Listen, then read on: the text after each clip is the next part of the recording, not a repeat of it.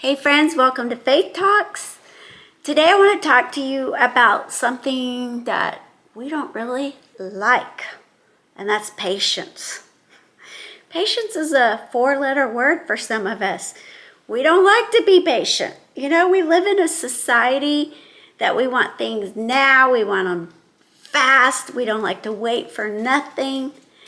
We want, scrolling on our phones, we like fast. If you have to wait for something to upload, we get impatient. In a fast food drive-thru, if the food isn't there when we go around the corner, we're impatient. We live in a fast-paced, do-it-now kind of society. But that's not faith. That's not how faith works. It's like, okay, you believe God for something and bam, it happens. Most of the time, we have to walk it out through faith and patience. And it's not always fun, I'm telling you.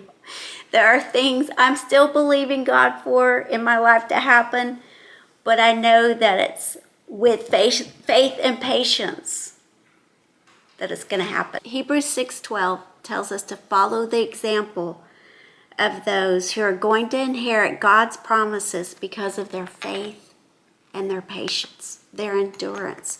That's what it's going to take for you and I, is to stay patient, stay in faith, and stay patient. And you might be saying, Jerry, I've been patient. I've been waiting and waiting and waiting. Well, the enemy hopes that if you can get discouraged enough, disgruntled enough, disappointed enough, then you're going to get out of faith and patience. But we have to make a determined decision that no matter what, no matter how long it takes, that we're not going to give in to that we're going to stay the course, unwavering, or steady, moving forward in our faith to what God has for us. So here's how you and I are able to stay in faith and stay patient, and it's Hebrews 10:23. It says, "Let us hold tightly without wavering to the hope we affirm, for God can be trusted to keep his promises." That's where our ability to stay patient comes from, knowing that God is faithful to his promises. The Amplified says that he's reliable, he's sure, and he's faithful.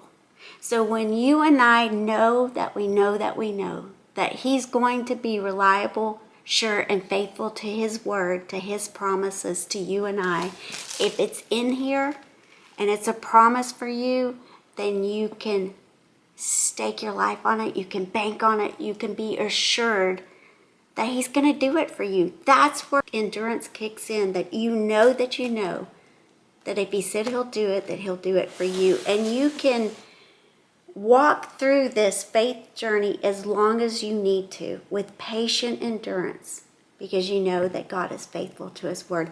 Hang on to that today, that when the thoughts come that it's never going to change, you're never going to get out of this, your finances are always going to be a mess, that you're never going to have enough, or whatever the enemy's suggesting for you to go with to get you off course, to get you off track, to being faithful and patient, that you can say, nope, it is written that my God is reliable, sure, and faithful to his word.